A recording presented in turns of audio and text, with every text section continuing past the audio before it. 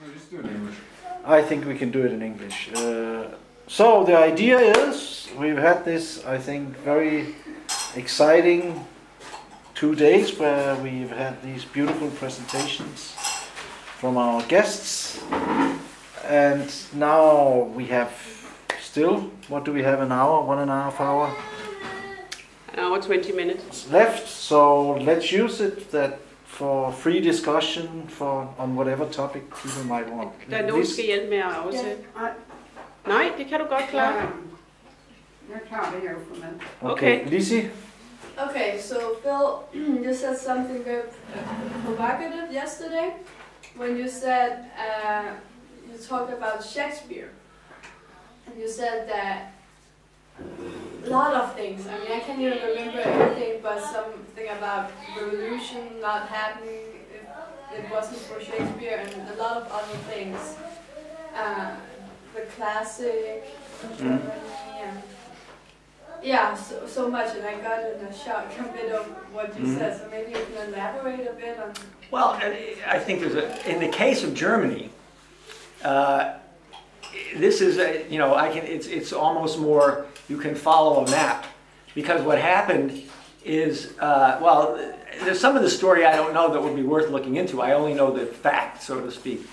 But one of the things that Lynn was saying recently is that you have to look at there's sort of processes inside of processes, and Shakespeare was actually first, it was actually lost. It's a similar thing to what happened to Bach. After a certain point, Shakespeare was not performed much in Great Britain.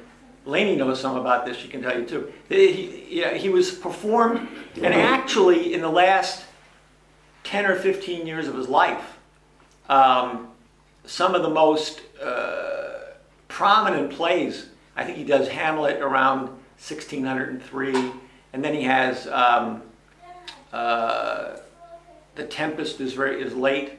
There's Cymbeline is very late, 1610 or 11 or something. And actually, most of these plays barely get performed. He's somewhat outside. Once James comes in, he's somewhat outside. This is now there may be other elements to this. There's all kinds of theories, but at any rate, not only does he become unperformed, but you have this rewrite. This is a really that goes on. You have a rewrite of his plays by I think it's by Alexander Pope.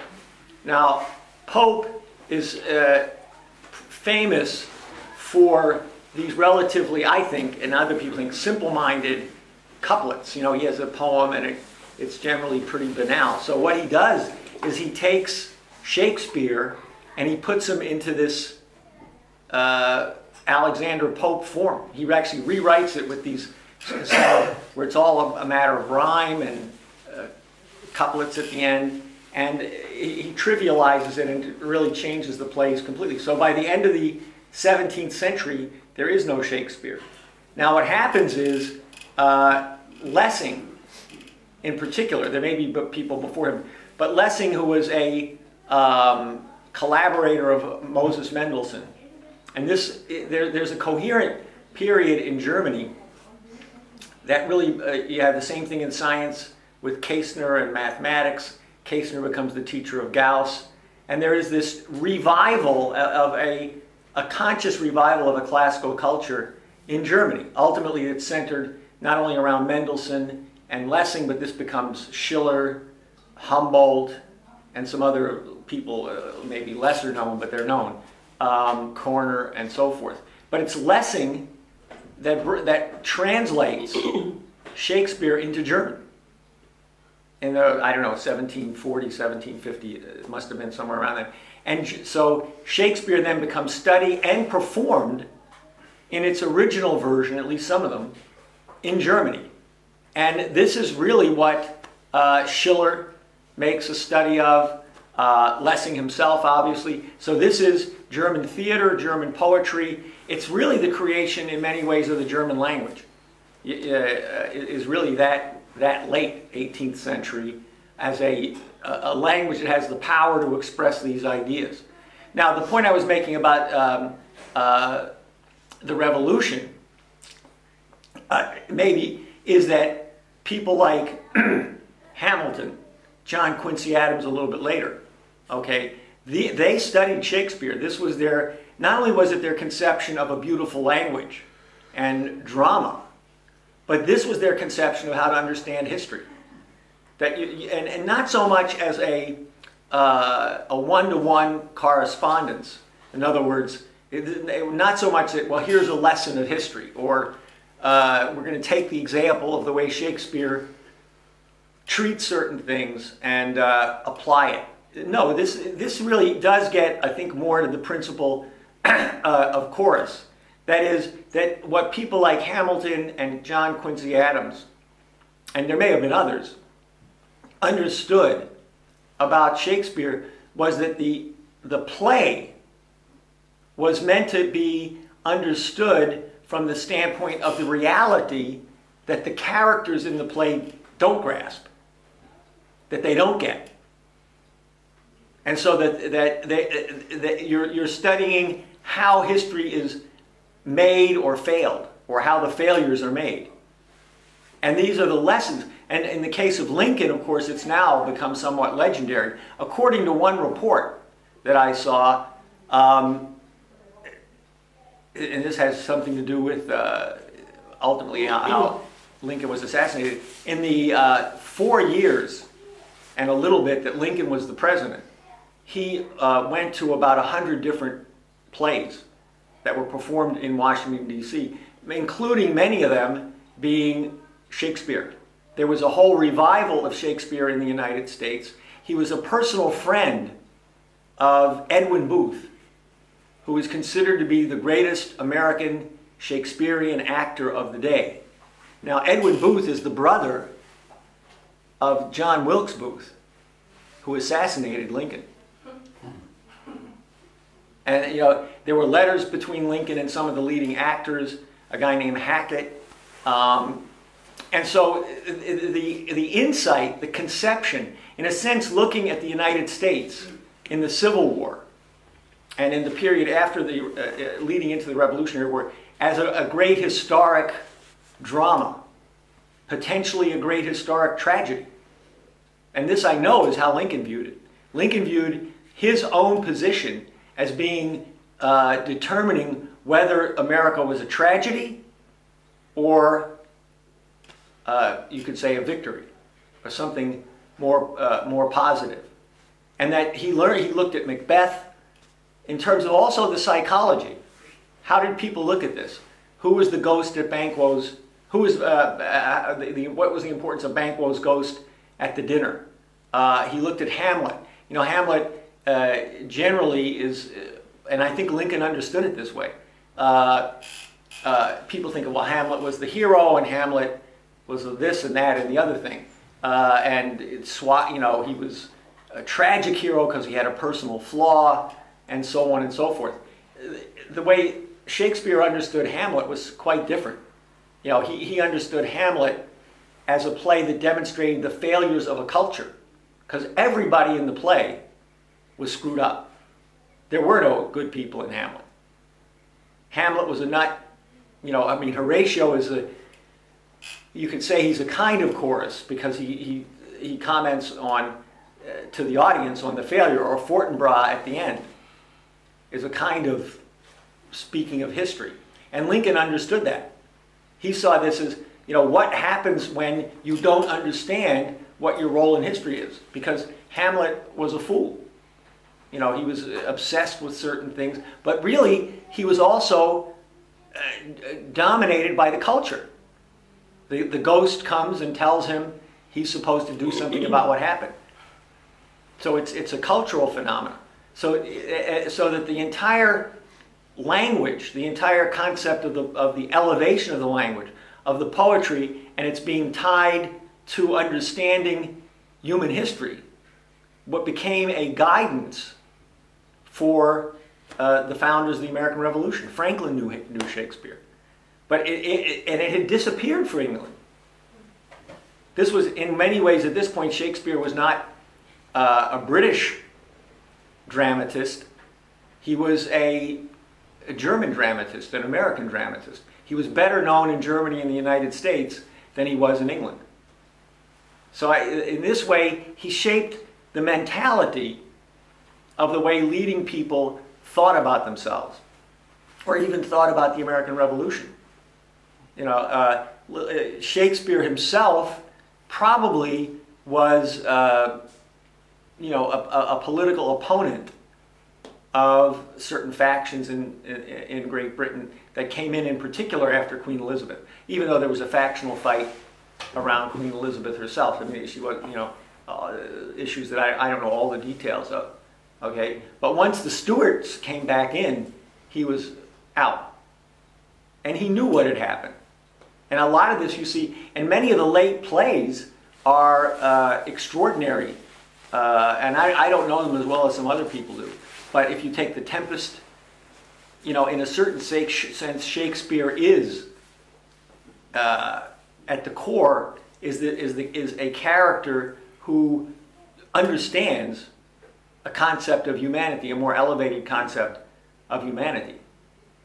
And you know, the same thing happens in, to a certain extent, happens in Cymbeline, where there's a sense of agape that he develops as the essential pathway for human beings to take. So this, and you know, there's no doubt Shakespeare is, there's nothing like it in the English language. I mean, for example, he becomes the inspiration for Robert Burns, who's a leading pro-revolutionary figure in Scotland, the national poet of Scotland. He's a tremendous inspiration for people like Shelley and Keats. Who knows what they might have done had they lived longer. Shelley was a proponent of the American Revolution. He's born in 1792, I mean after the American Revolution, but the issue still exists. And so he promotes the American Revolution ideas for Ireland and also even for England. You know, Shelley's a very interesting character because he was an aristocrat. He came from one of the, I don't know, 3, 4, 5 most prominent families in England at the time. His father was and grandfather were top oligarchs. He basically gets disowned by his family because he opposes the oligarchy and he declared himself an atheist. So that completely freaked out the aristocracy. And he was, you know, ridden out. Keats is a different case, but both of them were, Keats is at the opposite end of the scale. Keats came from a relatively lower middle class, working class, whatever you want to call it, and his parents died when he was 8 years old. So him and his 2 brothers and his sister were orphans, and he only really writes significant poetry for 1 or 2 years. But he's inspired by Shakespeare. He read Shakespeare all the time. And so I think if you go back to the revolutionary figures, you find that the quality of ideas, the quality of language, there's, and even the language itself. If you read the way Lincoln spoke, or the same could even be said for John Quincy Adams, there's a certain kind of art form, I would call it, with Lincoln, where public speaking becomes an art form, not rhetoric, but it becomes poetry itself. If you read the second inaugural, or even the Gettysburg Address, but there are even other things that he writes of that quality. The House Divided speech, at least parts of it. You know, and all this really comes, his language is shaped by Shakespeare and the King James Version of the Bible, but the King James Version of the Bible was shaped by Shakespeare. And Burns. And Burns. He knew all of Burns' poetry He knew all by of Burns' heart poems. in the Scottish dialect. Yeah, Lincoln. So I think that what you find is the mind is shaped in a certain way. The thinking, look at the sonnets. It's completely irony upon irony upon irony. And this is the way they looked at the role of the American Revolution, at the attacks on it. So I don't think they would have had the mental strength to succeed in the revolution if it weren't for their knowledge of Shakespeare, and as it particularly then later shaped people like Quincy Adams, Lincoln, and probably others I don't know, but those two stand out. I think also Shakespeare, I mean, one thing that makes him so special is the fact that he lives at a time where he basically see the tragedy unfold in society. But instead of being a passive observer to this, or instead of writing humorous plays for people to be entertained while the Titanic is going under, he takes it upon himself to educate whoever he can get to listen, the population and the Queen, Elizabeth, and whoever else, to statesmanship. And it's a very conscious policy. Like, for instance, this with Hamlet, you know, he gets these writings from Denmark, Saxo Grammaticus, which was this Danish historian who wrote in Latin these books on Danish history. Among this story of Prince Amlet, not Hamlet, but Amlet, who then has this thing, you know, with his, you know, similar to the story, you know, family troubled. He gets sent to England, and the messages have, you know, information. There's a secret order for him to be killed as soon as they get out in open sea. He then changes the order that they should bring him to England. And he plays of all of the things you see in Prince Hamlet, you have in Prince Hamlet, except that Saxo Grammaticus story ends with him going to England, and because he has these mystery way of saying things which always turn out to be right, the king decides that he better stick with Prince Hamlet. He lets his daughter marry him, he gives him a big fleet, and he goes back to Denmark and deposes the king and becomes the ruler of Denmark for the next 40 years. That's the real story, which Shakespeare then takes in order as material, in order to portray this profound problem there is right now at the English court of lack of ability to take decisive action on key issues that will determine the fate of Britain.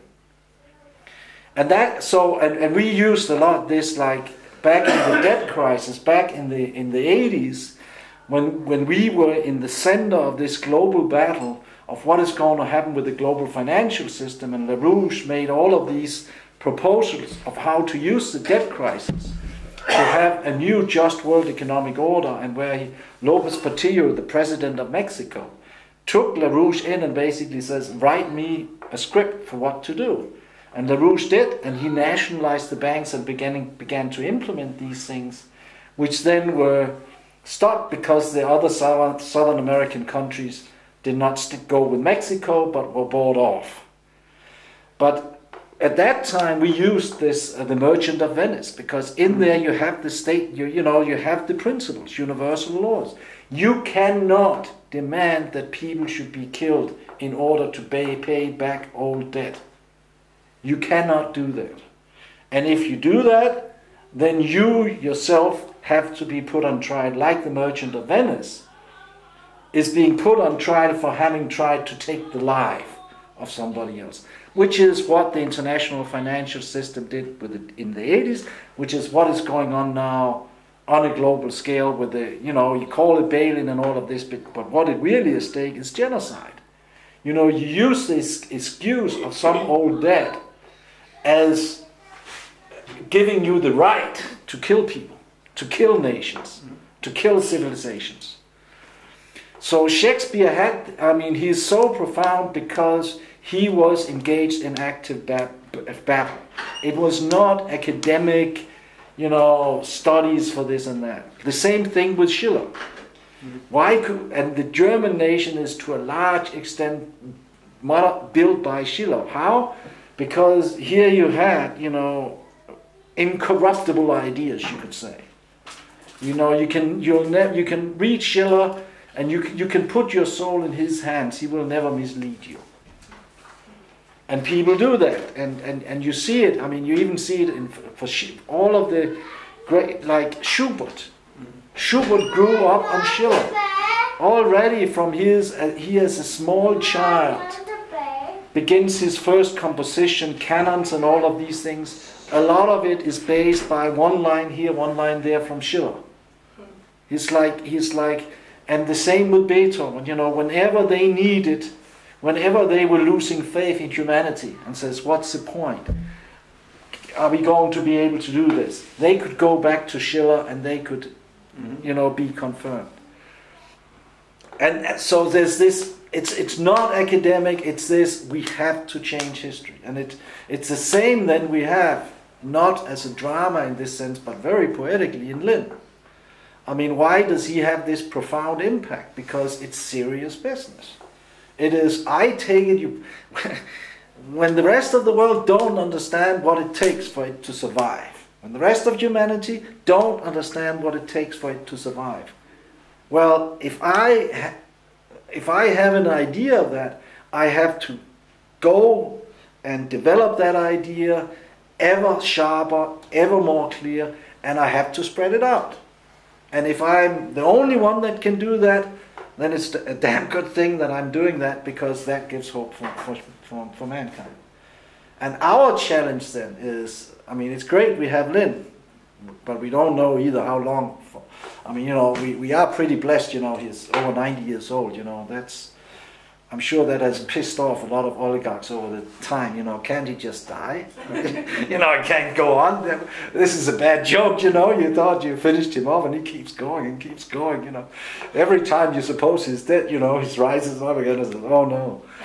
So, but he has to be reproduced. There has to be people with the same determination, with the same, you know, uncompromising determination to secure the future of humanity, has to be there in the different ages. And that's what we have to reproduce. We have to reproduce it in ourselves, and we have to take it upon us to reproduce it in others. And that was what Shakespeare did, that's what Schiller did, that's what LaRouche is doing in a certain sense. And it's not, I mean, it's a very unique thing, but it's not something out of reach for any human being who really puts his mind to it, to contribute decisively in that. In that sense, it's a question of will. It's a question of, am I willing to not just find this interesting, but actually to take this as a personal mission to do this. Yeah, I have a sort of question for you, Leni. It was about your presentation yesterday about MacArthur's diehard determination to save his country. I was wondering if you could, based on what we just talked about, Phil and Tom talked about how to internalize this, you know, this determination, how to build up the character in yourself and in other people in order to save your nation, to save the world. Yeah, I was thinking about it because I was just thinking about it when Tom talked, not in terms of Douglas MacArthur, but the difference between Europeans and Americans, and the specific cultural advantages and problems that Danes are facing, because Danes are being taken care of from cradle to grave. It's kind of safe here. I mean, we used to call, when I lived here, we used to call Denmark the butterhole of the world. It's really, and the butterhole is of course the best of the whole thing. I mean, it's butter, and it's melted butter. I mean, it's really good. So it's much easier to be a hedonist here, just nyde livet, just enjoy life, and just let one day take the other. Where there is much more of a, and it is in Europe in general, people have a more tendency here to kind of take care of yourself and just enjoy life, and there's definitely not a Republican spirit in Europe, the way that you find it in the United States. There's a lot of bad problems and so on there, but what Douglas MacArthur represented, what Benjamin Franklin represented, John Quincy Adams, Lincoln, and Douglas MacArthur, it is really in the culture there to this day, which makes it that it is more directly alive than it is here. And of course also because the history and the size of the United States, there's more a sense that you can do something and that is real, that in the United States that will have an influence on the rest of the world. So therefore, I think as a Dane, that we have to fight that wherever we are. But here in Denmark, I think if you're here and want to make a difference for the world, that you really have to be extraordinary critical of the Danish culture. And it was really funny for myself because it took me some years abroad to figure out all the flaws. And I would come back and I would think that I have a personality and I'm very special and so on. And I'll come back and I'll talk with the other Danes and I realize, now that's just how it is to be Danish. This is not really me. It has nothing to do with their personality. It's all crap and phony. It's just, so to make a long story short, concerning the axiomatic basis, what LaRouche has often talked about, what you think are forming you, that you think this is your unique ideas and your unique views. In 99% of the cases, you have been shaped from you were a little baby to act and think in specific ways. And I think here, I think the Danes have a very special responsibility because of the level of living standard and the level of education to be revolutionary people for the rest of the world. And therefore I think number one is to look really critical at the Danish ideology and the Danish culture and only take what is the absolute best. And I would take as a guiding line, which goes completely in connection with what you brought up with Dr. MacArthur, I would take as the guiding line Friedrich Schiller. And I would take probably as the most crucial thing on the sublime, in combination with the aesthetical letters. Like I would think that people here should read the aesthetical letters at least once every second year, and on the sublime several times a year, and really adopt it and consciously working that this become part of how you think and who you are. That is a reshaping of yourself as being Danish to being more of a world citizen. So that's, I think, it's because it's hefty. Danish culture is quite heavy and can immobilize people. How? Can It's everything. I have to be really on my alert when I come here because with the food, nyde livet, tan. Like we went over to Jutland and there was this classical rock orchestra.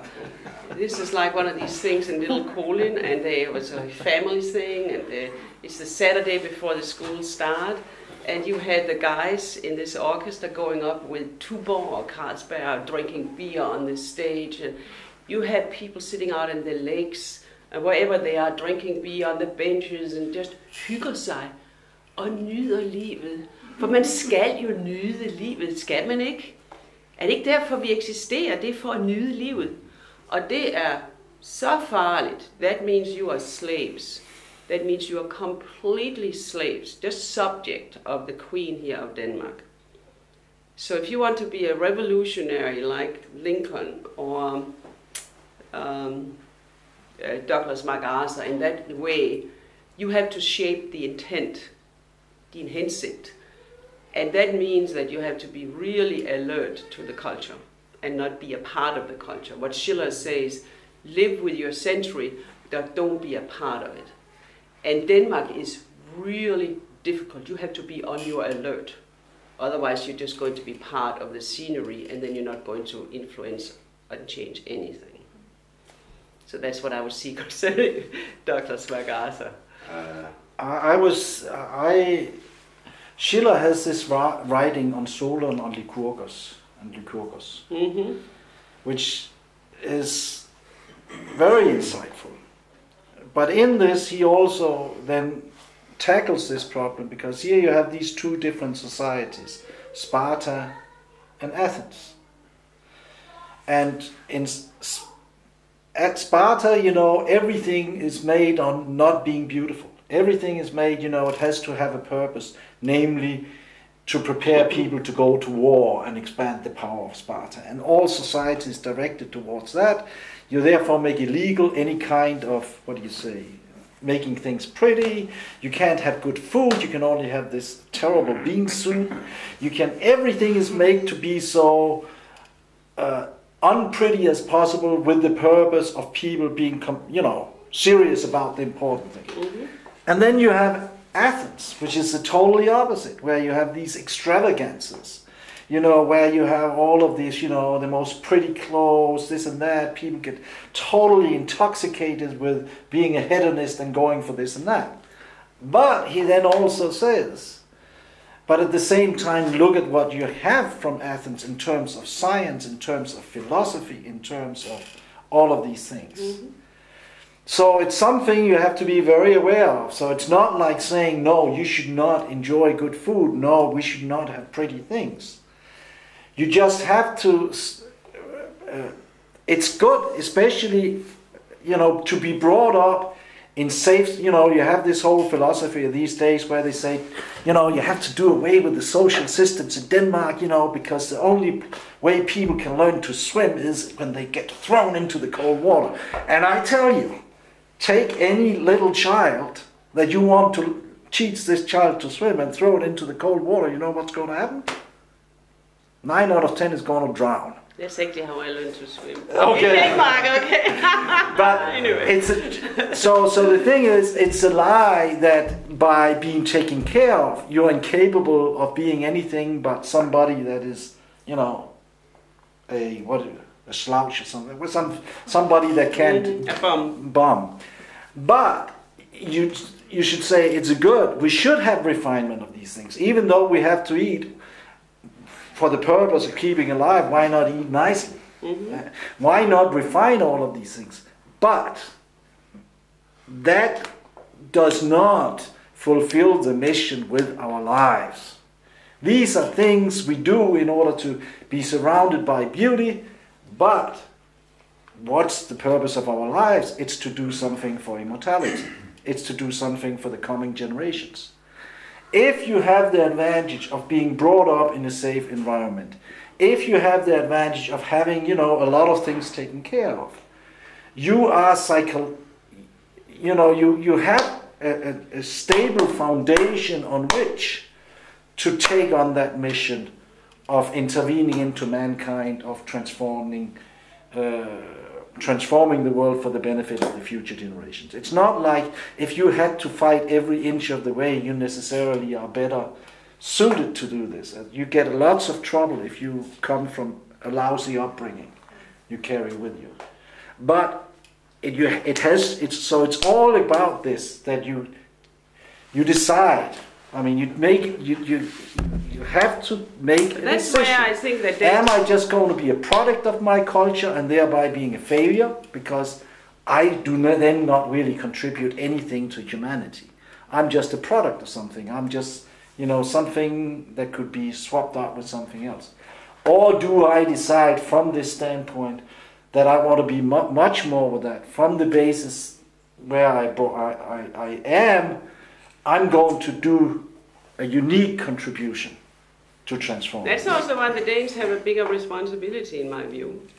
But only if, I mean, I think it's right what Tom said, but also certain things are not right, I think. For example, Douglas MacArthur, who came from a very good upbringing, very good lineage concerning heritage, social heritage and so on, and they were definitely not poor. I mean, but he pointed out that one of the ways in which they became extremely inventive in the Pacific War was that they had so much opposition and it was so difficult and so impossible that they had to be extraordinarily inventive that they actually sharpened their resolve because it was so difficult.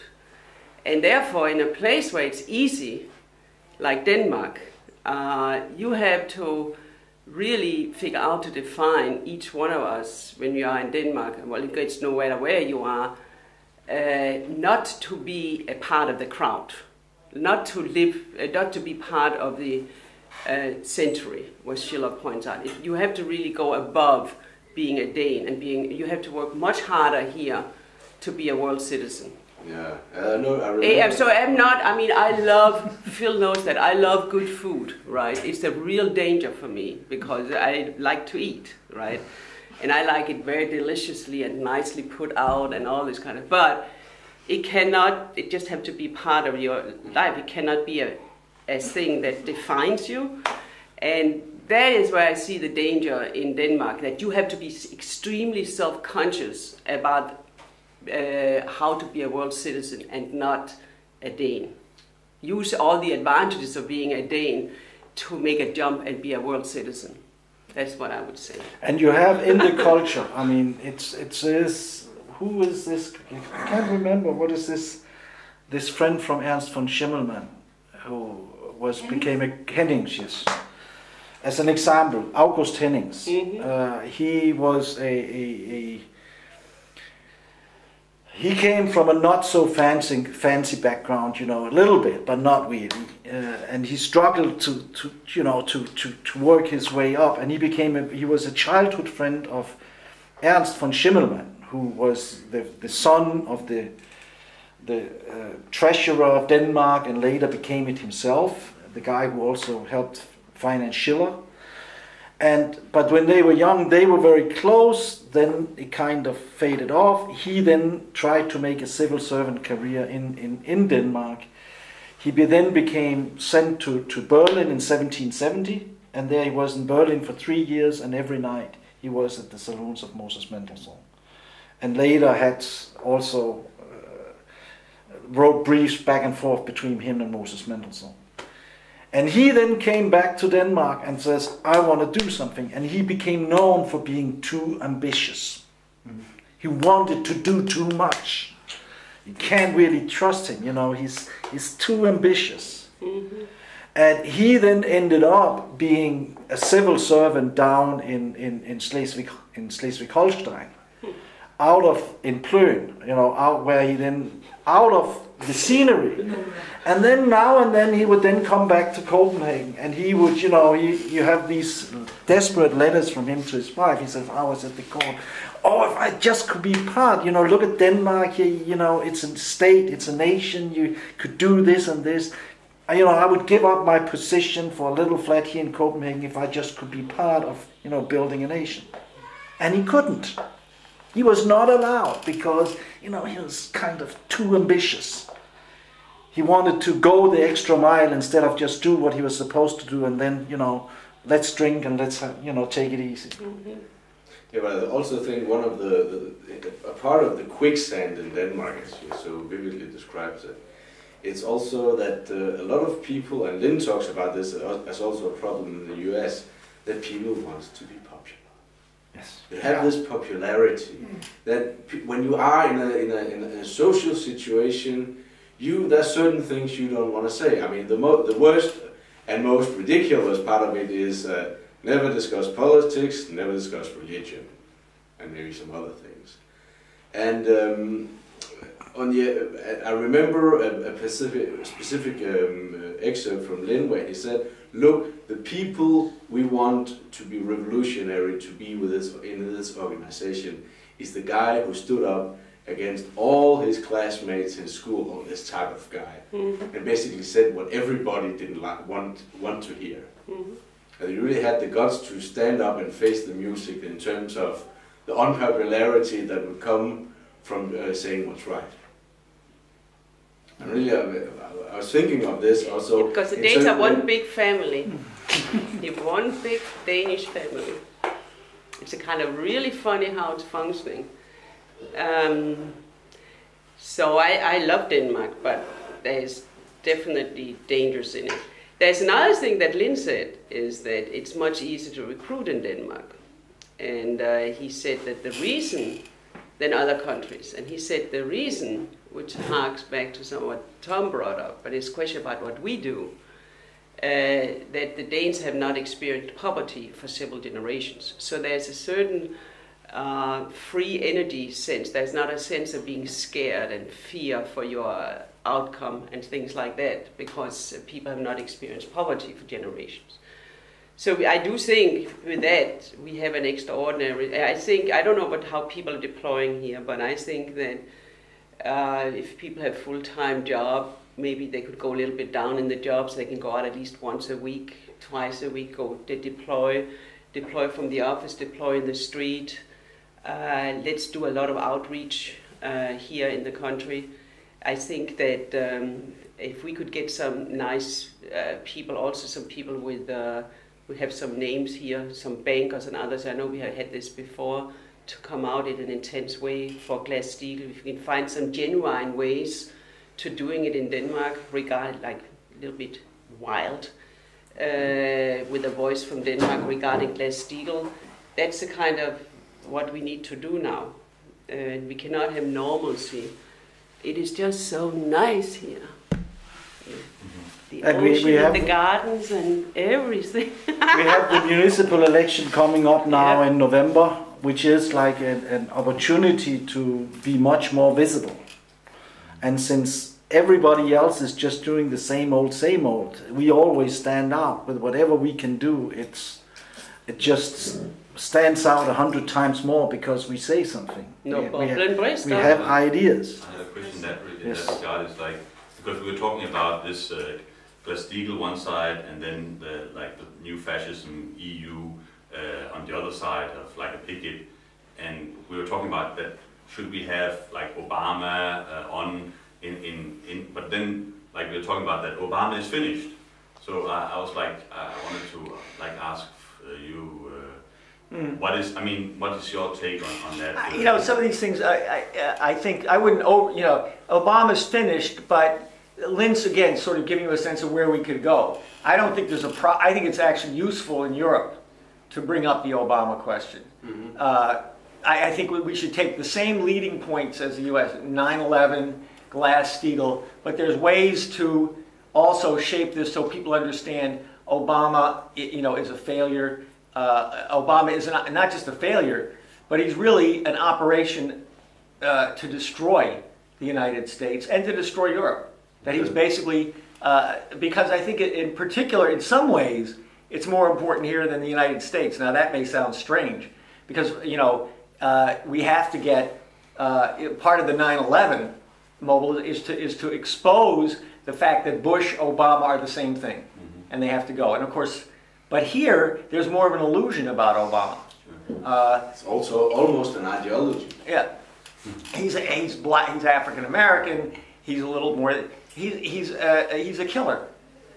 Yeah, there's no, and people have to face. That's a good example of standing up against popular opinion, because really, you know, I think what happens to children, in the better case, is one little step more.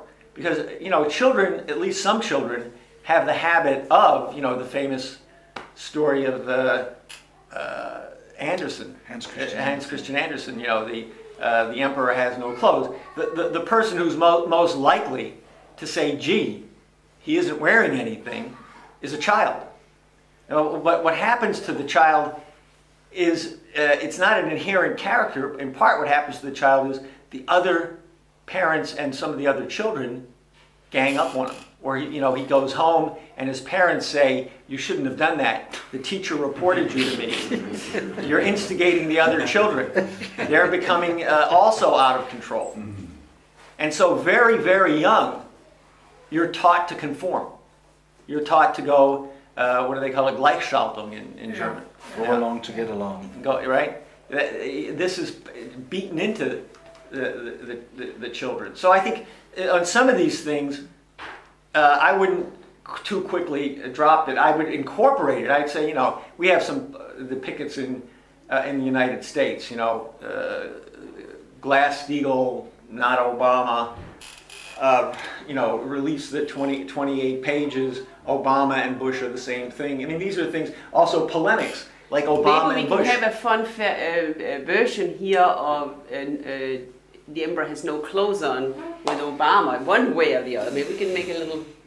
Emperor without a mustache. We're also talking about like having like these boots, treading over Europe. You can have like standing on Greece or something like that with the EU flag on. To illustrate like this EU fascist. I think that because of course we were discussing the elections are caught up in the fact that the big issue right now is Glass-Steagall, which was what we made the big issue 2 years ago in the last campaign. We told you so. We told you so. We told you so. I told you so. Maybe we should just have, a poster where you stand with a big hat and pointing, I told you so. Dumb it. No, I'm not sure it will work. But the new element that has come into play also in the German election, which is right now ongoing for the election in September in Germany, is the fact that now we are no longer speaking about fascism with a democratic face. We are no longer speaking about trying to slip in fascist policies, a little bit in the back door. Now it's coming in as the main course on a silver platter. You want some fascism? You have to take it. We are talking about, anybody that bothers about looking at it knows that the policies that demanded by the European Union kills citizens of the European Union in big numbers. And it's going to get a lot worse. So this is the new thing. And that's also why we have in the German election campaign this question of fascism. It's here. It's real. And it's going to get a lot worse in very short time if we don't turn this around. In a sense, the more open it is, the more easy it should also be for us to take that and develop it and use it like in a campaign newspaper and just go out with it, because EU is not popular in Denmark already, so you can really make it stink and so it stink the whole. I also sort of think about the British angle on this because, frankly, we could do more about that.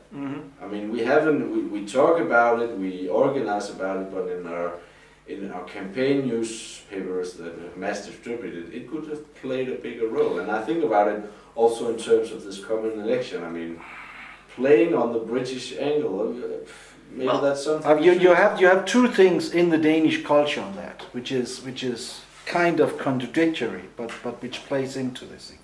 I mean, you have in the Danish culture this idea. It was stronger 20 years ago than today, but it's still there. This idea, you should not go along with what's being dictated from above. That's one of the reasons why in '92 Denmark voted no to Maastricht, because it was like in the guts. People had a gut feeling, this is bad. It's being dictated from the top. And the more you had, what was these people? You had Helmut Kohl, and you had, what was the head of the European Union at the time? This Frenchman, Jacques Delors, and others, trying to beating Denmark into line. The more they secured that people would vote no, because they said, if they're trying to beat us into doing this, for sure there's something bad. Let's say no and see what happens. So that's a good impulse that has to be brought into play. This, which is like the principle of, also kind of the product also of having read Hans Christian Andersen, that you have this skepticism towards simply doing something because you're told so. The other side, though, on the British question which comes into play is this often goes to, this is not just a Danish thing, this in Danish action very often becomes paired with Danish relationship to Britain. Because like the British says, we opt out, we don't have to do like anybody else. We don't have to join the euro. We don't have to be part of the banking union. If the rest of Europe wants to do that, fine, we'll stand outside. This... They can bail out our banks. And therefore there will be a natural impulse also for this resistance to be, then we'll go with the British, which of course can be problematic. One of the things we could try to do is just a suggestion, I don't know if it will function or not, because there was a shift after the Second World War where the British kind of took over and controlled the resistance movement. And before that, there was a general hatred in the population against the British, going all the way back to 1801, 1807. And I remember these big posters, they were hanging on Kronborg, never forget the British, blood over the British, and things like that. It could be fun to maybe rekindle some, what is that all about? It might be fun to kind of finally break this, that the British control the Danish resistance movement, also for what they would do after the war, to maybe take some of these old posters out, to break some of this control that Tom is talking about, or, you know, this special relationship with the Danish bacon. And butter, yeah. And butter to England, because it's the best, so all the guys know what is the best. No, but that could be fun also. But I would suspect also that a little other side of this is that in Europe, you still have kings and queens. And Denmark has a queen, yes. Okay? The British have a queen. And now the Germans don't. And so on and so forth. There is an aristocracy that is still respected for this lineage. I mean, no matter what, I think it's even more clear, you know, for a long time in Britain, the idea was this was just a little old lady with a funny hat. And a little bit, it's becoming a little clearer that they do make policy, that this is not a joke. And I think you have to be able to take on this whole subject mentality. I think the other thing to think about, see, I think the way you could look at this situation is both think about Denmark, but also think a little differently. Take more, see, the whole world is like this now. And I think some of our own people get a little confused sometimes. Because, you know, we believe in the nation state, perfect sovereignty, etc., etc. But this is a much more interconnected world than it ever was.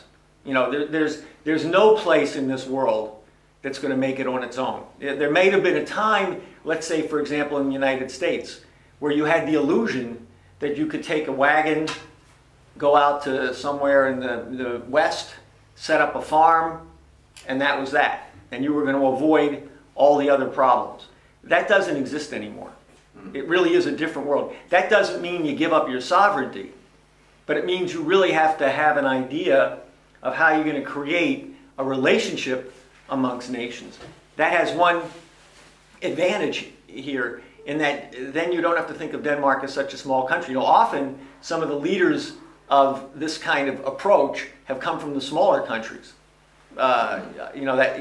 Because if you think of a bigger country, you think, well, they're out for their own power, but no one thinks that Denmark is going to rule the world. Except Leni. We are still discussing it. Right? So you have to then say, can we lead the way? And this is where, you know, I think if you can have a lot of recruitment here, which means some people have to do more than they're doing right now. But we've always historically recruited, and if they go to other countries, that's a good thing, because it means Denmark is a ground of recruiting revolutionaries who have an international role, who work to bring nations together. Now, and then you look at where we are. Some things, you know, when you cover, you know, we're faced with nuclear war virtually every day. You know, one of the recent developments, I think Tom mentioned it yesterday, is Antonov, who's one of the security spokesmen for the Russians, made a point that there's 150 to 200 tactical, quote-unquote, nuclear weapons in Europe, mostly in Germany, but in Belgium, etc. Now, American nuclear weapons. Now, first of all, they're jointly deployed, which means this violates the Non-Proliferation Treaty, because the idea in the Non-Proliferation Treaty is you shouldn't give nuclear weapons to nations that don't have nuclear weapons. But they're jointly deployed, so in fact they're going to be on German aircraft. Now, secondly, a tactical nuclear weapon in Europe is no longer a tactical nuclear weapon. It's a strategic weapon because it has the capability of reaching Russia. The Russians have no tactical nukes that can reach the United States. So it's unbalanced. So the Russians are now demanding, it's not unlike the early 1980s. Now some of you might remember, some of you wouldn't, where you had Pershing missiles in Europe. These were intermediate range missiles. But in Europe, they could reach Moscow. So this put the world on a nuclear trigger where you had to shoot first or you weren't going to get a chance to shoot at all. And there's a lot of craziness in the United States about the ability to have a first strike against the Russians and the Chinese. There's actually among some people the illusion that we could have a conventional attack on the strategic capabilities of the Russians and the Chinese and knock it out, and therefore win a nuclear war or set the stage for winning a nuclear. The point is, we're at the verge, and there's a reality that the same Greens who don't care if we lose 6 billion people, that same mentality is putting you on the edge of nuclear confrontation. And we're there. The system, Leni has been talking the last week or so, that the financial system is going to go through another break in the next period between now and the end of the year. Now, that means you have to think about Denmark or yourself from that standpoint, that we have to move on these fronts. That's why we have to expose 9/11. This could completely upset the table, completely upset the works. But it's verboten. No conspiracy. How can you say it was an inside job? Blah, blah. You have to have the courage to do that. And I think that's where you begin to answer also the question from a little different standpoint. In one sense, I always like the example, you have to have a sense of identity. You have to work. This is why Lynn really stresses sense perception. You have to realize that the human mind, in a certain sense, without getting mystical, does not exist in the human body. It doesn't exist within the brackets of your mortal existence. There's something about you. It's not a substance. It's not that you're floating out in heaven somewhere. But because you have a mental capability, you can produce an idea, or a series of ideas, or a particular kind of action, or at least inspire other people to action. And one of the ways to think about this, I always think of something, I don't know if this is a general tradition or not, but people always worry about, well, will they know that it was me? Will they know, will it have my name on it? Well, in one sense, human beings are attached to the idea. When you think of great drama, you think of Shakespeare. When you think of classical music, you think of Beethoven, Bach. So there is a name attached to it.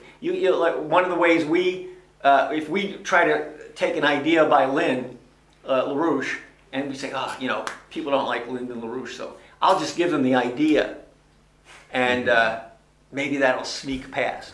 No, it never happens. No. They always say, oh yeah, I know where you got that idea from. Okay, so there's no point in trying to avoid it. But in another sense, you have to have the idea, like in the United States, again, we have something called the Tomb of the Unknown Soldier. Okay? And there really is a tomb. And it's dedicated to those who perished in a war, in this case, but who we don't know who they were. They lost their identification, and so on and so forth. And in a way, we're giving them a name. We're saying we recognize that there are many people who sacrificed who we don't know. And if you look at human history, of course, there's a lot we don't know. Who were the first cave painters? Who were the first people who used fire? And in a sense, we do owe something to them, whoever they may be.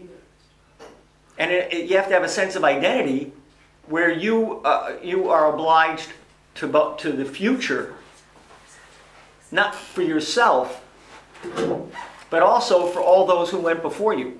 Because if you don't succeed, then their lives have become worthless. It's like everybody remembers Plato, but he had conspirators. Mm-hmm. It was an academy, and also like the Schiller Institute. In 2,000 years, maybe it's just LaRouche who will be remembered, but we were a lot of people doing it. and making it possible for the ideas to propagate for the centuries. One thing is, I mean, the biggest problem in our society, in the youth, is actually, it's egoistic. It's very egoistic. It's very much on me. And I think this is, I mean, the good people who react on ideas with a bigger heart, you know, they're very hard to find. But the majority is just so egoistic. So how do you break that? I guess. Yeah, I think one thing is you have to sort of have a see, one of the things that's happened, but I think you have to look at the way it's developed, because a lot of the reason the younger generation has a certain lack of empathy, you know, what the Helga always calls Vermögensempfindung. Empfindungsvermögen. Indlevelsesevne. Yeah.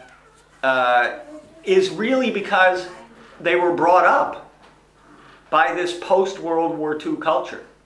So you can't separate these things out. The real break, and this was partly the fear even of the World War II generation. Remember, they went through the Depression. I know in the United States, people were terrified that after the war, they were going to go back into the Depression. And this is what Truman played on. That was number one, because he shut the business, he shut the industry down. He didn't do, Roosevelt's idea was that American industry would continue as part of the development of the colonial sector. This was concrete. Truman shut it down as part of the capitulation to Wall Street and the financial sector and the British. Okay, so they terrified many in the World War II generation. They came back from the war. There was a certain amount of fear at home that, you know, people had put off making families. Whereas the average person was getting married at the age of 22 or 23, now they were 27. You know, in those days, if you were a woman and you were 35, that was a little bit old to have a child. You know, these days it's not with the medical capabilities, but if you wanted a family in the 1930s and 40s, you started when you were 22, 25 years old. So people came back in the United States and they were very insecure. And then at the same time, you had this security state. And I mean, look, literally every scientist in the United States, particularly the ones who worked on the Manhattan Project, had to sign a loyalty oath. It began with Truman. And there was, like we have today, this is when the NSA was set up. And it was partly the Cold War atmosphere. You know, and there's a communist under, there was more fear about communism in the United States than there ever was about fascism. There was not a great fear, fascism. After the war, communism. They're going to take us over. Okay? So, the children of the post-World War II period, this was a huge break. There was a rewrite of history. There was a rewrite of American history, increasingly from a British standpoint. And this created a disconnect between the post-World War II generation and the subsequent generations, a disconnect between history, the history of humanity, the idea of learning ideas, of developing a culture. It became, your life is, you're born and you die, and it's how much you can get in between. And that's it. It became a pure empiricist, cynical culture, and that's why the younger generation, with a number of things, you know, the computer mentality. But look, artificial intelligence is accepted, even though it's been disproven over and over again. It's generally accepted in the culture. Now, if you think you're a machine or an animal, you're not going to have much compassion. You're not going to have much empathy. So this is where you have to have, in a sense, we have to have, without being soft, we have to have a compassion for what's created this in the younger generation, while still demanding of them a standard that they're human, they can break from this. There's nothing in this that's determined. These are the cultural conditions that you can understand why you might react a certain way. You might have a certain impulse, or there's things that you don't have the same connection to. Okay? But these things can be recaptured. they can be re-understood, not so much just to do obeisance to the past, but this kind, you have to now realize if human beings don't think of the future, they're not human. This is our distinguishing characteristic. We have an intention. We have a different kind of causality, a different principle that maybe we'll discover more things about in nature itself, but we know about human development. So we have to take that and bring that to the younger generation to give them a bigger sense of identity, because in the end, it demoralizes them. One of the reasons you have such a high rate of attention deficit disorder, manic depression, so on and so forth, is because, happy We say tablets. people eat these heavy pills, yeah, medication in Yeah. order to. I think you have a point. yeah. I think you can plant seeds in also, especially young people with, if you present them with some of the highest classical musical works, Yeah. because I've seen it from some of my, where I've like tried to work with in my family, and this really has something where you can plant the seed of humanism in them, so that even though they are told all these things that they are like put into, they will still have this thing in them, and at some point it will, I think it will, they can get out. And it's also, it's really, and this is and has always been the biggest problem in our organization. It is that the membership do not appreciate how important they are. And this goes for the culture in general. I mean, this idea of you as an individual person, if you put your mind to it, you will again and again and again make decisive interventions in this organization that changes this organization for the better, with the effect that it's much more capable of changing the world around it. I mean, it's, and it's, of course, and this, I don't know, I don't think it's special Danish. I think this is much more general. This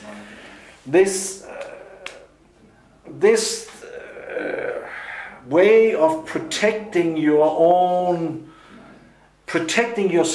from having to change is that you say, well, it probably doesn't matter anyway. I know I could be better, but it probably doesn't matter anyway. So every person knows, even from where they stand, they know I could do this better. This is really shit that I'm doing at this point. I should cut it out. Isn't it time I grow up? Should I still do? Why am I doing this? This is kid stuff, and so on and so forth. And the way you then, try to avoid doing what you know you have to do is by this lie, which is also, of course, fed from everybody, many times from the parents, from the surroundings, from society. Yeah, but it doesn't really matter anyway because you can't do anything. It's just little you. Come on. And then comes the second part. In Little Denmark. Enjoy life. Oh, no. Little me in Little Denmark, what can I do? I can't do anything anyway, so why not be happy that I'm little me in Little Denmark and can enjoy life? But I want to add one thing to what Tom just said, because that aspect you have also in the United States, but there's one specific aspect that is different in Europe, and concerning, this is a little more heavy about that you cannot do anything. And I think it's connected with what I thought, I might be wrong, but I thought it might be very shocking for Europeans when LaRouche, several months ago, many months ago, maybe a year ago, he said that all the European parliaments was an outgrowth of feudalism, nothing else. So, and I think this is really worthwhile as Europeans to think about what he means with that and what that means concerning your identity.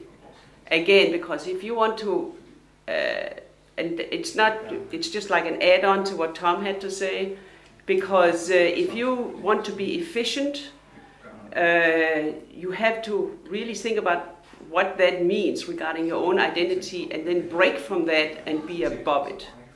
Whether you're German or Dane or Albanian or whatever. To break from that culture so that you are a world citizen in the different nation state that you now are in. Otherwise, you will be controlled. The central word you said in the beginning, the parliament was what? En outgrowth var en udkomme af feudalisme. Ja. Og det er et ret kraftigt ting at sige, fordi har vi ikke demokrati? Stemmer vi ikke på vores politikere? Man kan se det. Er det her ikke et demokrati? Jo. Men jeg er inde i varmen. No, but so then you just think about what LaRouche said and how that influence goes hand in hand also with that most Danes, 60%, 75%, loves the royal house. They are so cute, they are so nice, and they have their little children, and the last one just started the 0 class the other day, and aren't they nice? And they go to a normal school, and so, but as long as this is part of you, that this is okay, that also that our parliament, which is kind of fine, then you are taken. You are not really capable of being extraordinary, because then you're just part of the whole scenery, and you have to break with that, as the old Schiller said. I mean, it's like this. You look at the Danish constitution from 18. We subjects. 49. We are. It says in the constitution. And the point is, the American constitutions start from the standpoint. Basically, it starts from the Declaration of Independence, and then you have the preamble to the Constitution, then you have the constitutions. But the standpoint is, there's certain inalienable rights that all men have. And among those, like right to life, liberty, and the pursuit of happiness. And we then ordain laws in order to preserve these things and secure the prosperity, the future generations, and so on. In the Danish constitutions, how did that come about? Was this a free people sitting down and saying, we decide this for ourselves? No. This was the king granting people certain rights under pressure from the fact that, of course, you had in the United States and other processes, revolutions in 1848. King, do something. If we don't do something, they're going to make a revolution. Okay, we can't have a revolution. All right, you get certain rights. You can do this, you can do this, you can do this. And people say, oh, thank you, king, for giving us these things. You're such a nice king. And that's the question. There you have it, in a certain sense, of being an underling, because these are not things that you get by daddy. This is rights that you are born with. And that's the way you have to view it. I'm not saying that we should change the constitution tomorrow, because I think that would be a nightmare. We do not have people right now on a level where they would be able to deliberate and come up with a better constitution. Definitely not. That would be a nightmare. It would be all about this right and that right, and they would write in the parties into the constitution. Whatever. Yes. So that's not what we're saying. But you have, like Leni says, you really have to reflect on this, and you should. I think it's important for everybody to have this conception. I have to be a free soul. I cannot simply be a product of the pressures that's brought to bear on me. I have to decide what is the right thing to do. And once I figure out what should happen, I then commit myself. I pledge my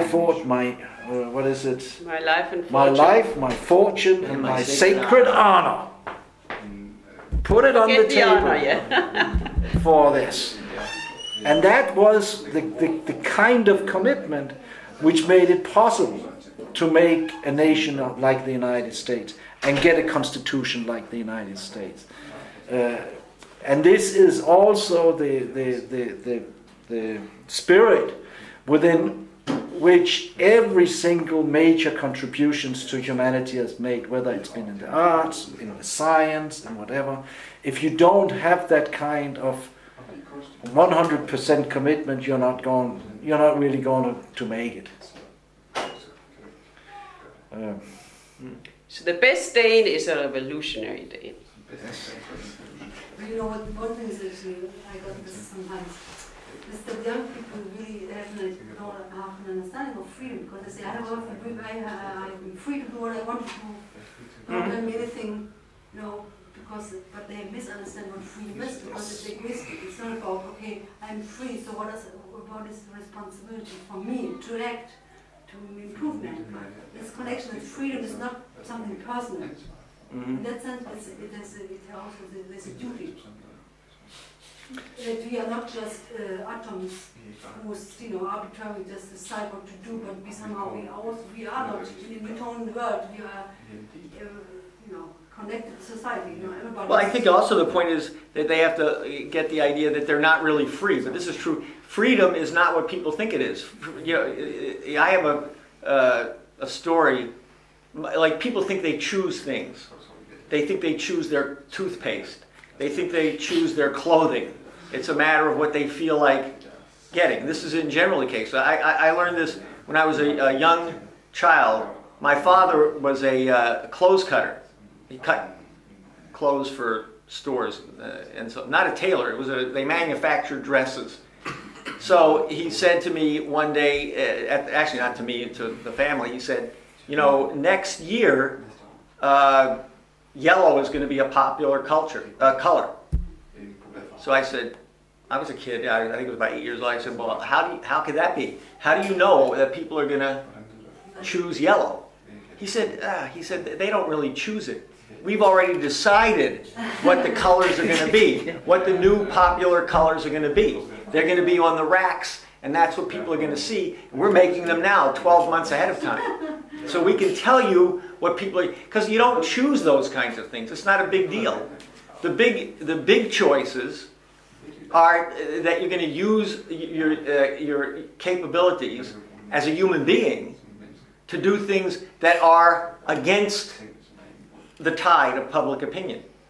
And you're going to create a certain quality. You're going to do something universal. In other words, the only way you're really free is if you're free of the constraints of the existing order.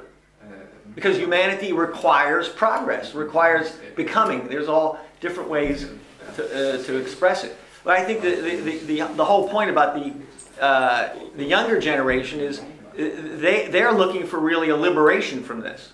And I always, when we first recruited, I always used to say, the problem that you have is that the counterculture that was created by the boomer generation, we don't use, has become the culture.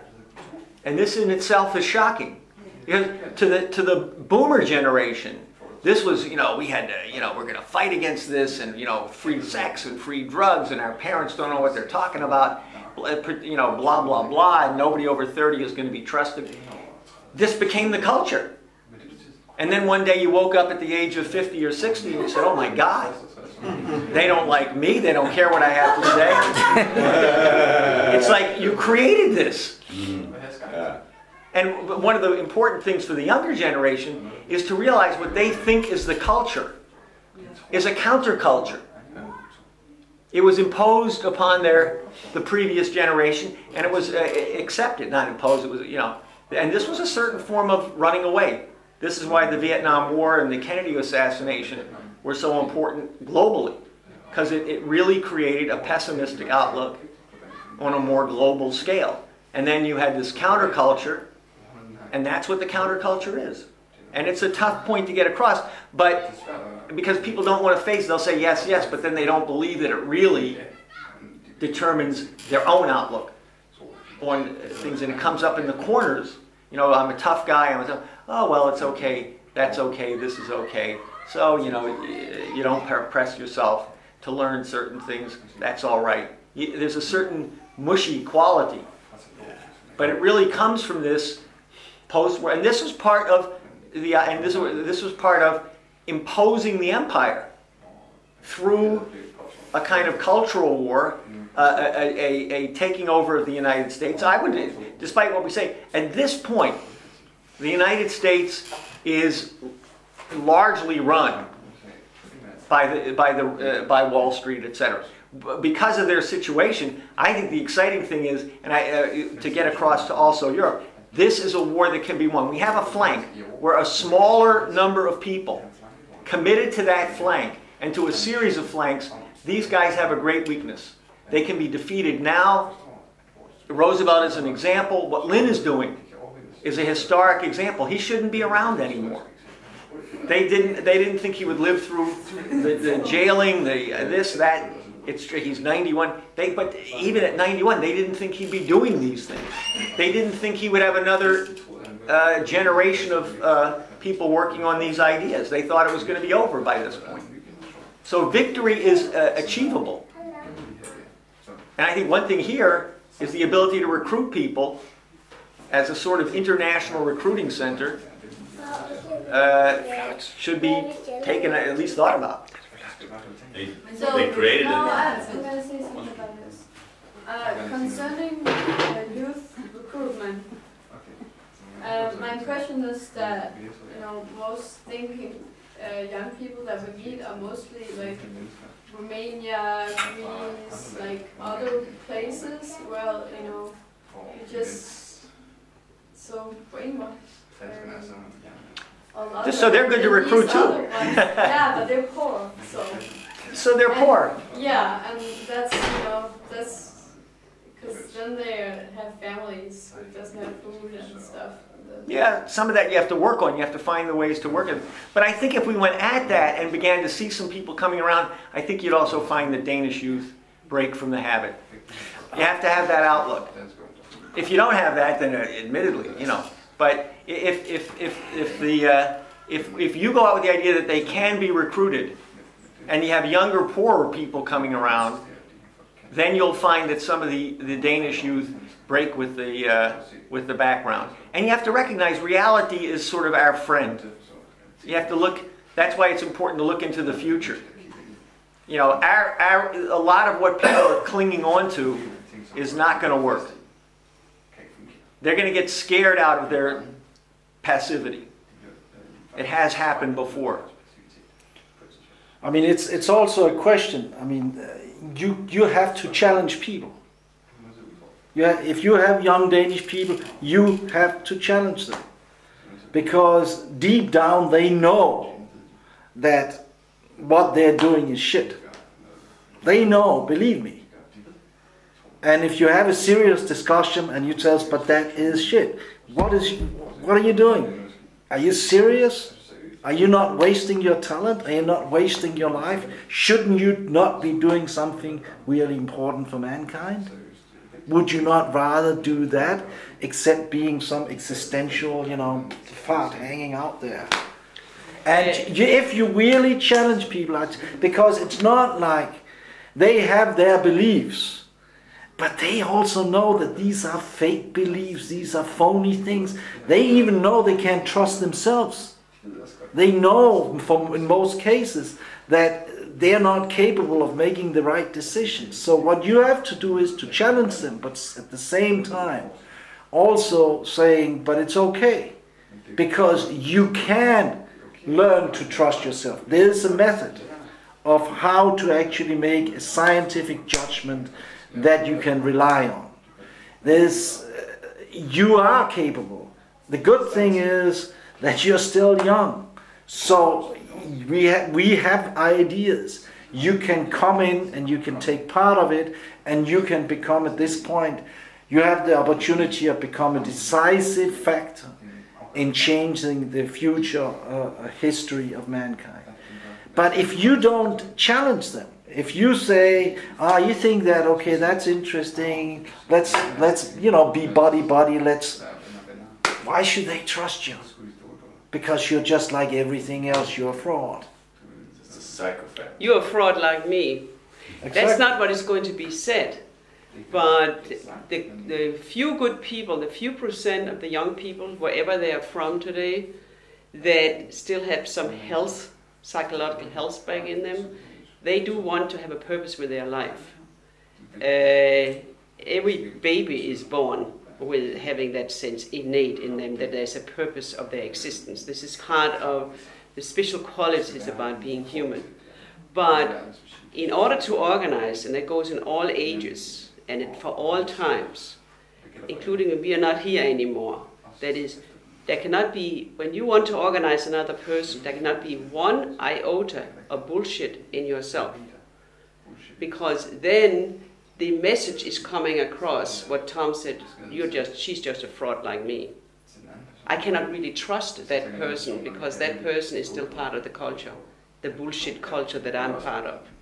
You have to represent something completely different. Not crazy different, but this is what Schiller says, live with your century, but you cannot be a product of it. And that was like what I challenged before with the Danes, and Phil brought up with the young people that the generation is a product of the 60 generations. And that you have to have a total exorcism of becoming a complete new Renaissance person. As long as you hold on to that, I'm not just talking about you, generally, as long as you hold on to, as long as you hold on to any of this, you cannot organize. Because this is being communicated, like so to speak, between the lines, like in music, that this person is not real. So well, how can I trust that person? This is not what I'm seeking. I'm seeking something totally different. Even people that don't know they're seeking something, when they meet it and it's real, they grab onto it. I've seen it so many times. And also, you can't be angry at people. You have to actually have a certain empathy for even the idea that as Tom and Leni was saying, that they want to be something, but they've talked themselves into the idea that they can't do it, or maybe the culture is beating them down, or maybe they've had a little bit too much ease and they think they're going to float by. But there is a sense in which they do want to do something else. And, you know, you could almost say, do you want to have a world historic sense of identity? Okay, you don't right now? We'll talk to the next guy. And you'll find certain people who say, no, I don't want to be limited. I recognize there is something to be done in the world. I mean, one thing is, I mean, of course, it's a lack of courage by people. I mean, because if they can see it, of course, they will change themselves.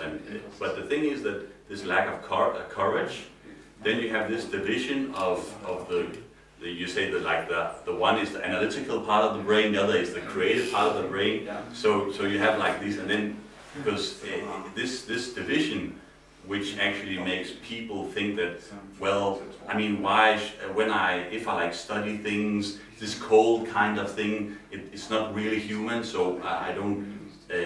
They go into some kind of what you can say, like if you read books, they read romaner, I don't know what you call it, novels, you know, and all these novels, you can read as many novels you want, I mean, nothing comes out of it, other than maybe some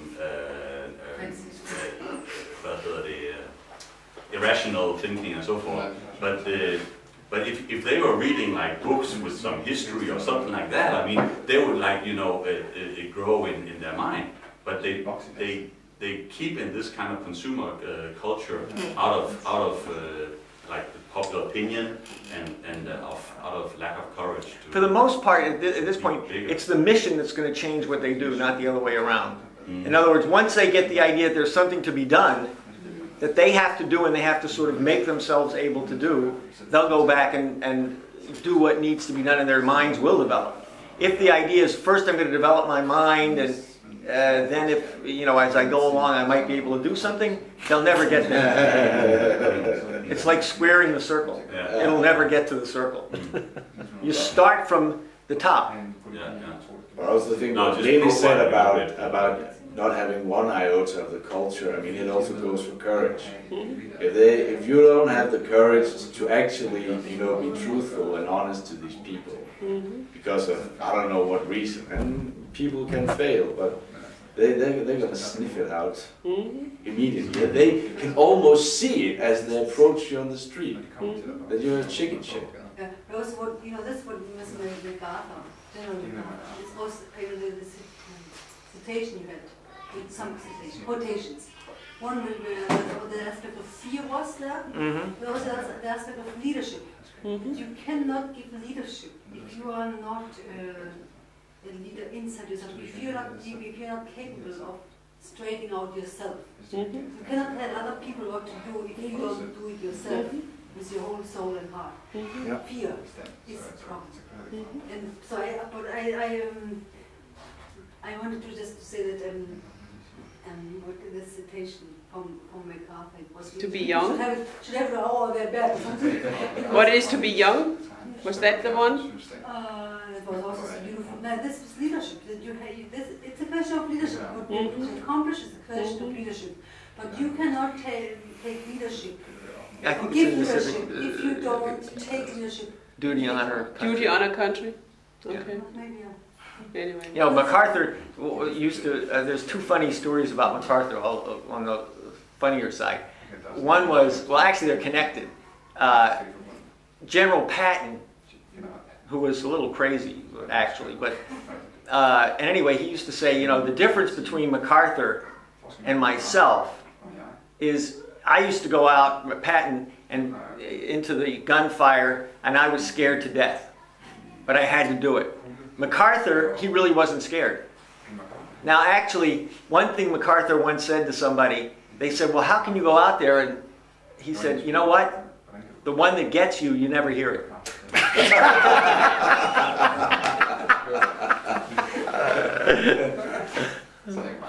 Yeah. But Patton wasn't a sublime figure, No. MacArthur was.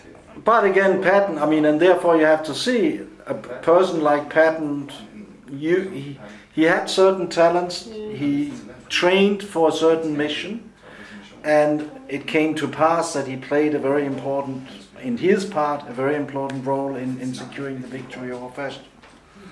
So it's like... Maybe you have some concluding words just to wrap up, because I guess... it's time to... Yes. I just think we should put Denmark on the map for the world. And it's up to people in here to get that done.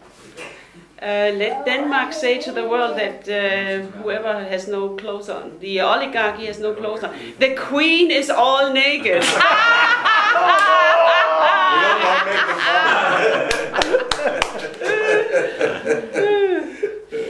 No, and let's take ourselves serious. Let's be aware of how important we are. As you know, how it's much not we the can question actually about the change. size.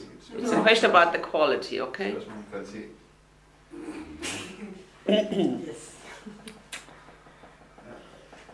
So That's how you silence an audience.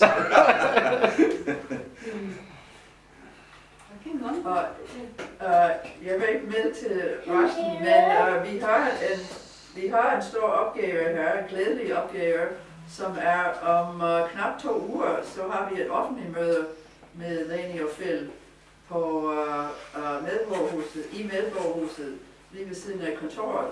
Og så skal vi følge scenen. Okay. Hvor mange der er plads til? 200. All right. I'm sorry. We have a job in front of us, a happy job, which is to get people to the meeting, the public meeting with you two. And they asked how big is the room, and somebody said 200. All right. So let's go out with determination. You could have the whole organization beating at your door saying, oh, you're recruiting all these people, we need some of them. Exactly.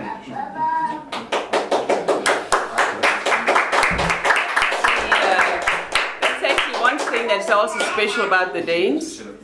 That is, they are very adaptable. They're some of the most adaptable people in the world. That is, to go out and get acclimatized and do work elsewhere and add to the situation elsewhere in the world. Somewhat adventurous. Very, very flexible. I would say adventurous is a better way to say it. They're very flexible. Flexible can be many things. Can it be negative to us? Oh yes, it can be very negative. Okay. Flexible. Okay. Okay.